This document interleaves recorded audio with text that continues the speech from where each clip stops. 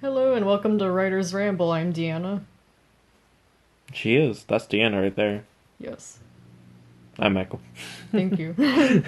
And today we're having another storytime segment. So last time we left off on Was It a Dream? And now we're reading chapter 9, which is called A Dream. So the question was answered. You would know this if you watched our other video. Please watch the previous videos. Yeah, we're on the ninth one, so there are 8 other ones. I want to sort of say, like, you could watch the other videos before this in this series. I feel like it would help, but, like, honestly, we're just kind of making fun of it, so, like, you don't need to. Yeah.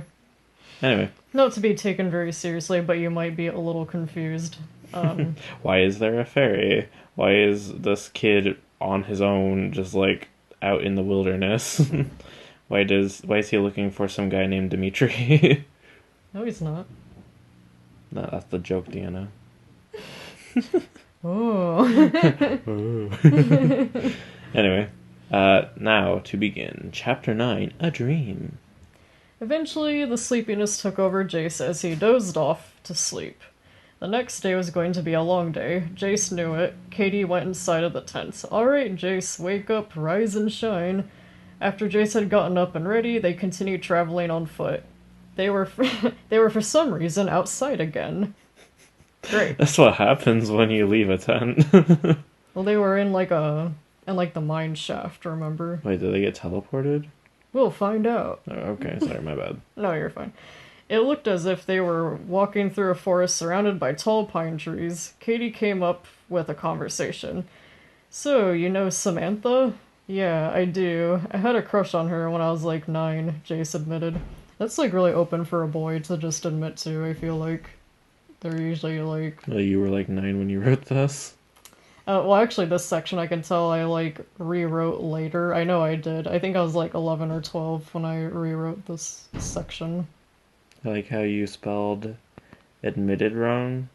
But you almost did it right because there is like two letters together, but like it's the wrong two. You did ADDMITED instead of ADMITTED.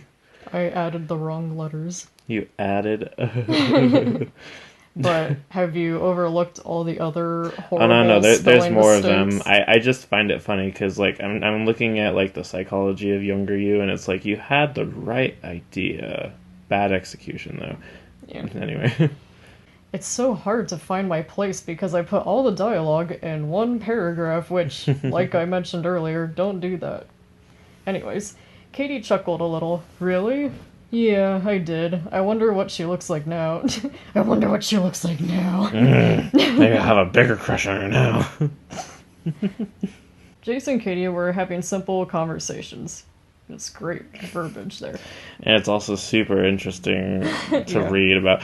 She came up with a conversation. They had really interesting, or not interesting, they had really simple conversations. It was very boring. Like, you act like, as the writer, you're also bored of what's going on. Yeah. When Katie was talking, Jay suddenly didn't hear her. Probably because it's boring and zoning out, but her voice faded away. Am I deaf? He thought. Then oh gosh, I'm just remembering what's coming up. Then Samantha's soft, quiet voice took over. He could faintly hear her. Link. Wake up, Link. You're even wearing a Zelda shirt right now. It just makes me think of the beginning of Breath of the Wild. Yeah, really. I wrote this before Breath of the Wild, okay? No, but it was based on Legend of Zelda. Well, I didn't know I didn't know Breath of the Wild was gonna be made at this point. This was like 2009. 29. He felt a little dizzy. It was hard to focus. Wow. The way how I spelled focus. Fockus. Where is it? Focus. Having such a hard time focusing. It makes me think of like the old-fashioned way of spelling magic and like other words that like just have C's in them now. It's like it almost looks like it's just like you're an old-timey writer who has Old English, but no, you just didn't know how to spell. Yeah. He felt so light. High, obviously. He didn't even have the power to keep himself up. Jace fell over. The same horrible headache came back from when he had his vision. Wait, hold on. Is he like passing out or something? Is he in a dream right now? What would happen if you fell asleep in a dream? You'll find out. Okay. Like, I do actually kind of remember this part, and it's part of the reason why I'm, like, not looking forward to reading it, because it's just, very extra. Jace started seeing quick flashes of him and Samantha walking together, sometimes alone, sometimes with others. Each quick picture lasted only 1 second. Exactly 1 second. It's like, there's one, there's one, there's one. She's got an internal metronome. Make sure he's in time. Exactly 1 second. Mm-hmm. Oh gosh, the wording in this. Each one someone said something and it was intense. Intense as in someone on the ground hurt or someone said something. Dude, when someone says something, that is really intense, honestly. Yeah. Yeah. Here is some of the stuff he heard. Okay, showing versus telling, right? That's a thing that gets talked about a lot. We've talked about it before. This is literally just you as the writer being like, here's something that he said, or he heard said. I am the writer. I'm telling you, this is stuff that he heard in his own vision. I feel like there should be like a colon like after this so that it's like, you have a list of things. Like you actually have like in list format. It's like going down each row. Oh gosh. I feel like I have to do, like, I don't want to do different voices for, like, each one, like, I'll do it. I feel like... I'll do it. I'll do it. But then, it also, like, wouldn't be how I imagined it at the time. Well, what do you want from me? It's just cringe. Who are you? Why are you here? Whatever dream you have will happen. Sorry. Whatever dream you have will happen. I'll prepare for the worst. Jace, Samantha. Oh, wait. Sorry. I should probably do a girl voice then. Okay, hold on. Which one's Jason? Which one's Samantha? No, it's not. No, it's not like that. These are all different characters. Okay. It doesn't matter what order. Okay, Jace, Samantha. He sounds so mature for a 13-year-old. Did you hear that? No. Oh wait. Did you hear that? No. What? Don't you dare. No, don't, Jace. Stop. You're not from this time period. Okay. Sure, yeah. This is a plot twist. I'll never be the same. Ah, I finally found you. Where's Samantha? No, we're not leaving. Oh, and why not? Oh, and why not? She's a girl that needs help. We can get her back home alive. You love her, don't you? Of course I do. Of course I do. We're in the darkness. I just want her back. Oh no. I don't. You're right. I don't know what voices to do here because, like, I don't know who's talking. I can't. Then the last part of the vision showed Jace and Samantha much older, both 17 years old. Practically adults. They're like so old, man. Like, I mean, the numbers only go up to like 20 or 30. That's 17 is so old. Yeah, most people die in their early 20s. Oh crap, are we due soon? Man, we're ancient by that logic. I feel like kids' perception of what old is so funny. Yeah, I remember, like, as a kid, like, people would, like, they weren't even really old necessarily, but they'd, like, diss older people, just like, oh, what are you, 50? And it's like, I mean... 50 isn't even, like, super old. Not really. Like, you're still pretty, like, mobile and, like, able to work and stuff at 50. Like, once you get into, like, I guess, like, mid-60s, I feel like, is when people start to retire, and, like, They might become more feeble and stuff, but like retiring. What are you talking about? This is a myth. I guess that's true. This No is... one's gonna retire after like 2025. No. Anyways. Samantha stood very close by Jace as if they were together. I love you, she said. I wonder if they're together. I don't think so. No, they're probably just friends. She loves him like a brother, you know? Yeah. Yeah. Jace sat up in his sleeping bag. He was still in his tent. It turned out to be him having nightmares. He's like, oh, I'm so glad I'm not with that freaking weirdo. Good. That was such a nightmare. I was with her. Gross. We were 17, so old. I'd rather be dead by then.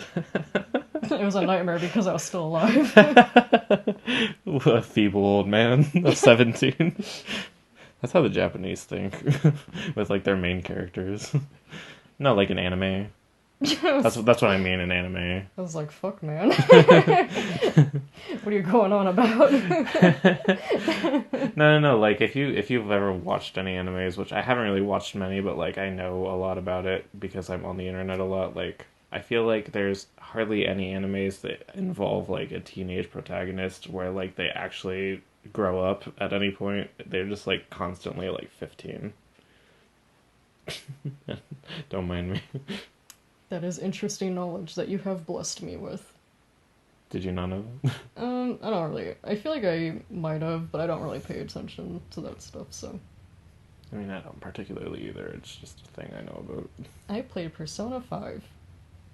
And that's it. It was quiet. The vision he just had was a dream. Wow, I'm like... I guess Wait, how many times have you clarified this now? I don't know. I thought that was a thing that happened when I was a little bit older, but I see it started sooner than I thought. Right. He was still in his tent. It was a nightmare. It was a dream. It was just a dream. The vision he had, it was a dream. He was asleep. He was not awake. They were still in the mine. Jace was still trying to... catch his breath. Wait, you didn't add the sentence like they didn't continue traveling yet or anything, which is such good verbiage to use. Okay, let me back up here. Okay. The vision he just had was a dream. They didn't continue traveling yet or anything. They were still in the mine. Jace was still trying to catch his breath. His neck was wet because he was sweating. I don't know why, but like for years I thought neck was spelled like N-E-C-H. Like Loch Ness Monster. I'm trying to think of other things that like have a hard k sound when it's like CH at the end. I'm blanking, but that's like weird. Well, like Nacht, German word for night. Well, I picked up on it somewhere and I just ran with it. He laid back down to get some more shut-eye. He couldn't get comfortable, so he turned on his side. It was then he saw a girl his age laying on the other side of the tent. Ooh. Jace, what have you done? Look at this strapping young lad of 13. I hate this so much because I just want to make a disclaimer because... Wait, is this a self-insert? I'm trying to make a disclaimer. So, I'm assuming probably a lot of us writers that started, if you happen to have started writing when you were a kid, I'm just gonna call you out on it. You probably did some self-insert, like, come on, like, I know you probably did, don't lie. Or maybe you didn't, and I'm just a freak. I don't know. I mean, I feel like a lot of people did. I, for one, didn't, because, I don't know. I guess I'm probably the weird one. But, like, I think it's probably a normal thing. Well, in this case, because, like, I started off with Jace being the main character, and then I also wanted the inclusion of Samantha, but I wanted these two to have a romantic pairing, but I just couldn't help myself, I guess, and I was like, ooh, Samantha's gonna be basically me. And so I gave her the exact same, like, physical description of what I looked like at that age, and I guess... I don't even really know if she necessarily has the same personality. I feel like, frankly, all my characters had the same personality, because, you know, go 9-year-old me. But Now hang on a second. Sean was a moron. yeah, he's the only one that's like different, honestly. Like everyone else, they all probably have the exact same personality type. But anyways, because Samantha is supposed to look like me, what makes this really weird is that because Jace is supposed to be interested in her, I like have like from his perspective, he like finds her like so pretty, so beautiful, and it feels like I'm just like tooting my own horn the entire time. So this is gonna be fun reading the rest of the story because every single time I read it, I like cringe really hard, but. But yeah, spoiler warning. Oh no, this girl that's next to him is Samantha. Ooh. Why did you say? Why didn't you let the story say that? Bruh. You ruined it for the readers. They were on the edge of their seats. Sure. Of course they were on the edge of their seat.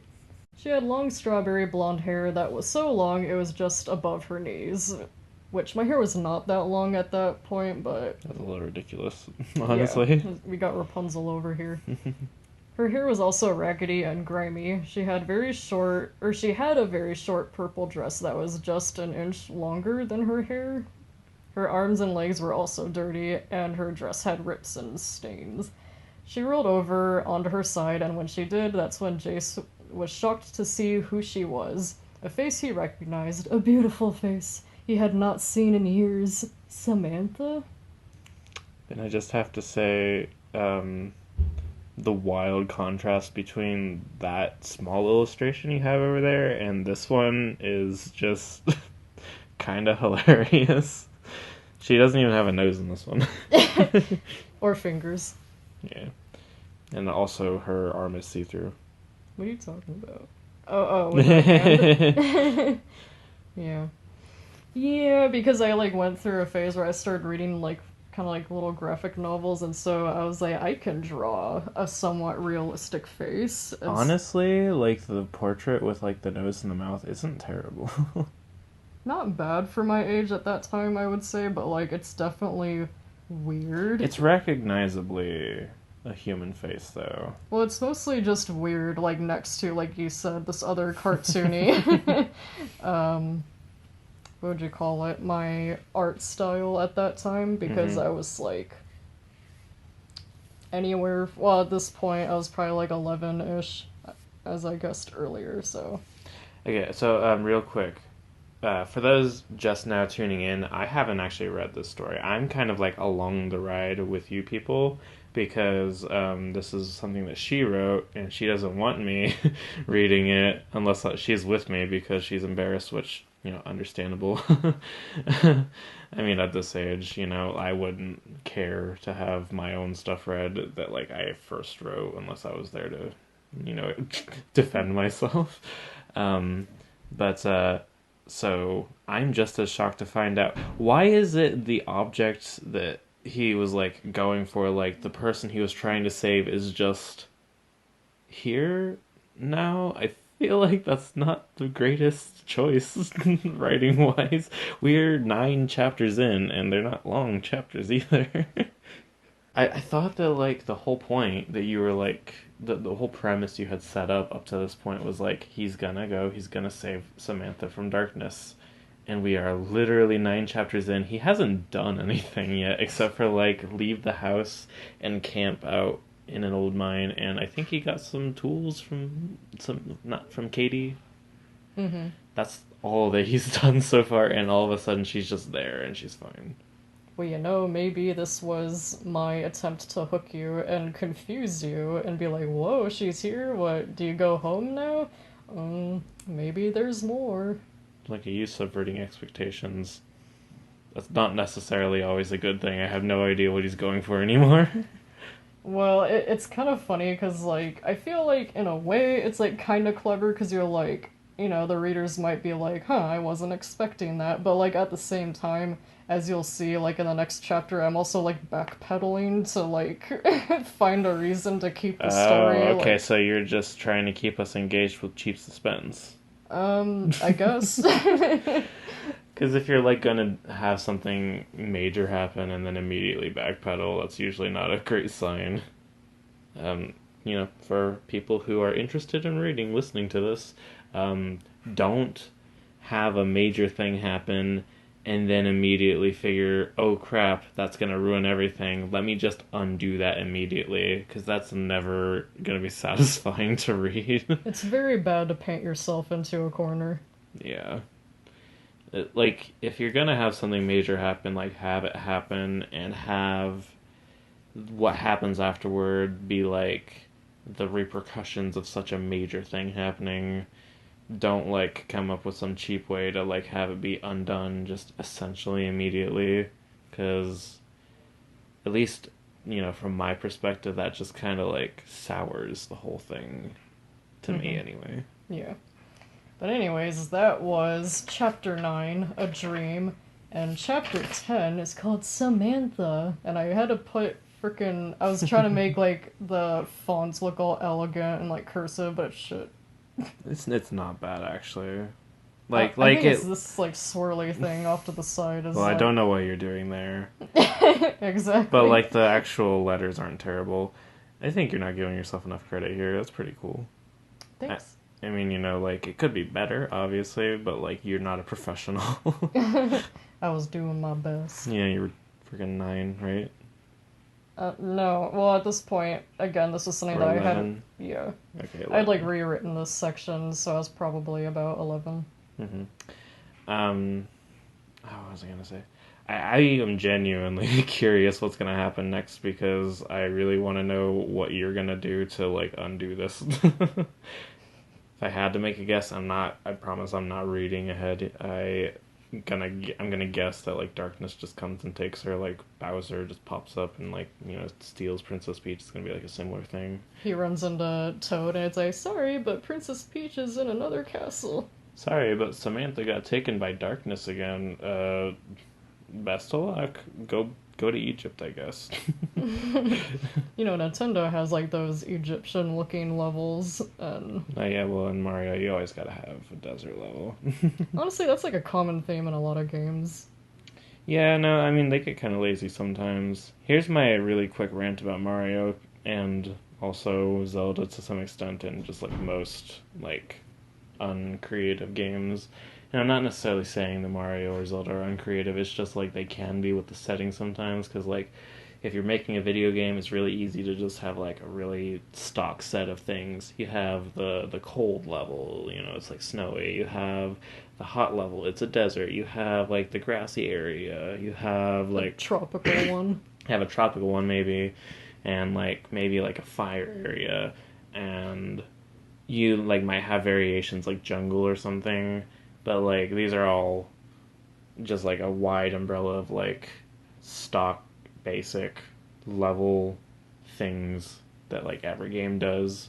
So, if you're creating a game, which I don't know if you would be, but, writing and video game development are both creative hobbies, so, I don't know. Try to think outside the box a little bit. Sometimes it can be kind of fun to do something different. Anyway. Thank you for that. Yep, no problem. Anyways, thank you for tuning in for story time. We'll see you another time, and yeah. Tune in next time to figure out what the frick happens to Samantha immediately after the last chapter. Bye! Bye.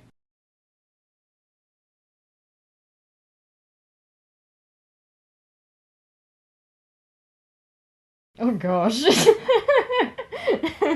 Recognized, yeah. I mean, it's funny with like kids and like the way that they spell things, because like usually you do know what they're trying to say, because they're like thinking about it phonetically. It's just stupid. I remember in school they always like sounded out, and that's like what I would do when I was actually writing things. Well, the funny thing is like, it's spelled wrong partially because we don't speak exactly the way that we should anyway. Like, this is like recognized, and like that's kind of how you say it, recognized or recognized. Like if you say it kind of fast, it sounds like that, but like there's a G in there, recognized, and like we just don't say it very well. kind of speaks to the fact that we just are kind of lazy with the way we talk sometimes. Mm-hmm. This has been Michael's corner of talking about words and how they're spelled constantly throughout this whole episode. I'm sorry. It's only natural because between the two of us, I feel like you were more the traditional reader. Like, you grew up actually reading, and I did not really as a kid. Well, So, I've always been weirdly good at spelling. I'm not exactly sure why. I think when I was young, we learned how to spell, and like I put far too much emphasis mentally into like learning that when I was younger, and then I didn't have enough room for everything else later, and so I'm really stupid with other things, but I know how to spell, so that's good. there's that. I remember being like in kindergarten, they're trying to teach us I think it's like phonetics or something, Yeah. And like I remember at the time I was like, I don't like this, and I was like, in my head I was just kind of like, I probably don't have to worry about this later anyways. It won't apply in my life, I'm sure. It's kind of like when my parents told me I would have to learn how to tie my shoes, and I was like, they got Velcro shoes. You live your whole life without learning how to tie your shoes, and so like you're like maybe like a professional high class businesswoman later in life, and you're like wearing like Skechers with like the Velcro straps. When you think about it, there's like a lot of shoes, like I like rarely even tie my shoes because a lot of them are like slip-on shoes, and that's just kind of become popular, I feel like. Yeah, but you gotta know how to like tie it the first time. Well, I mean, yeah. Just a disclaimer, I do know how to tie my shoes, okay, guys? Just to... She's lying. She's trying to make up for her lack of knowledge. Don't tell anyone. Anyways, I think we've gotten off onto a ramble that's not even reading or writing related. Hey, you want to talk about shoes for an hour? Yeah. My favorite segment in Writer's Ramble is when they talked about shoes for a long time. That's, for anyone listening, you might know the reference. I don't think you know the reference. It was like something that they did on Game Grumps. Shout out a way more popular YouTube channel than us. This sounds familiar. Well, I mean, not the channel, I know the channel, but like the reference that you made. Yeah, anyway. Anyways,